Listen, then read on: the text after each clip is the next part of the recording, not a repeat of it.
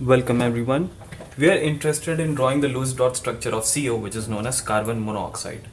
Now, in order to draw the structure of CO, we must find out the number of unpaired electrons of the different atoms present in this molecule, which are carbon and oxygen.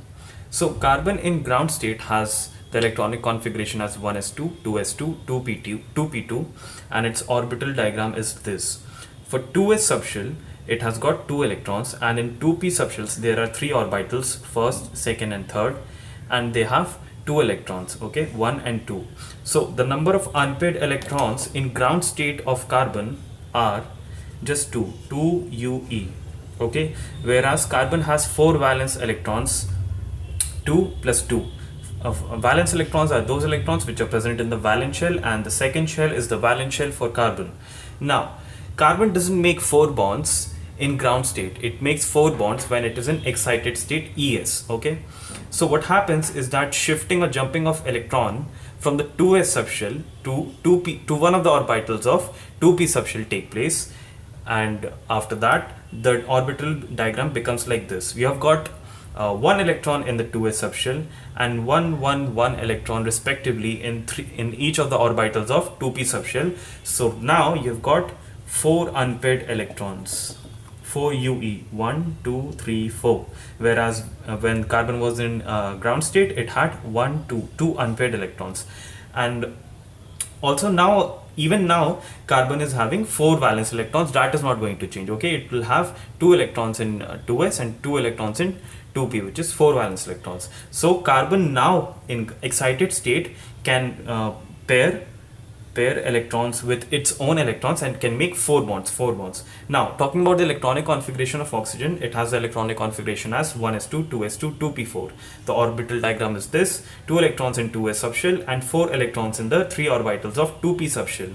Now there are 6 valence electrons, 2 plus 4, but how many bonds can oxygen make? Well, it can be decided by finding out the number of unpaired electrons. So how many number of unpaired electrons? Let's count. 1 2. So 2 unpaired electrons, okay, which means now it will make 2 bonds. Now let's get to the structural part. I'm going to draw the structure here. Now you have got carbon, which has 4 valence electrons. So 1 2 3 4. I should draw the electrons here.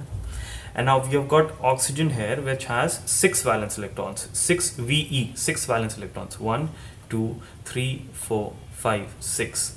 Now oxygen oxygen will make 2 bonds, okay, because it has got 2 unpaired electrons. So let's first complete the number of bonds oxygen will make.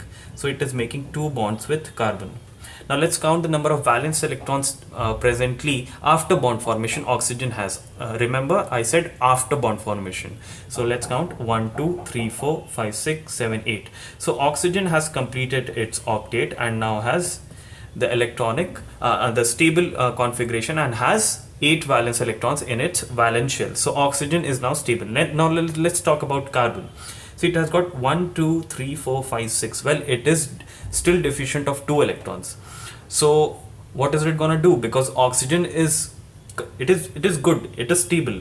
Oxygen doesn't want to make any furthermore any more bonds because it is stable. So what happens is that carbon asks oxygen that, dude, you have got 2 lone pairs, you've got 2 extra lone pairs which are of no use to anyone. Why don't you give a lone pair to me?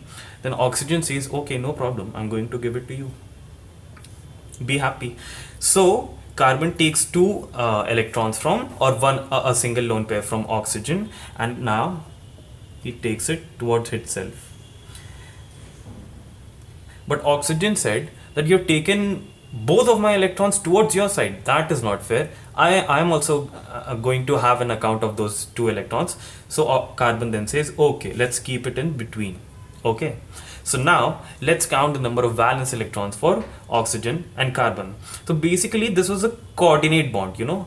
Oxygen gave 2 electrons to carbon, so it gained a positive charge, whereas carbon accepted 2 electrons, okay, and it gained a negative charge, okay. The one who donates lone pair gains a positive charge, and the one who accepts the lone pair gains a negative charge. Always remember that. So we are going to replace these two electrons by a coordinate bond. And now let's count the number of electrons. 1, 2, 3, 4, 5, 6, and coordinate bond was also composed of 2 electrons. So 1, 2, 3, 4, 5, 6, 7, 8. Now carbon is also having 8 electrons in its valence shell after bond formation, and it is now stable, whereas oxygen was already stable. If you want to count, let's count it again. 1, 2, 3, 4, 5, 6, 7, 8. Okay, so they are both stable, and oxygen is having a positive charge, whereas carbon is having a positive charge. Overall, the molecule is neutral and will be written like this: CO, carbon monoxide.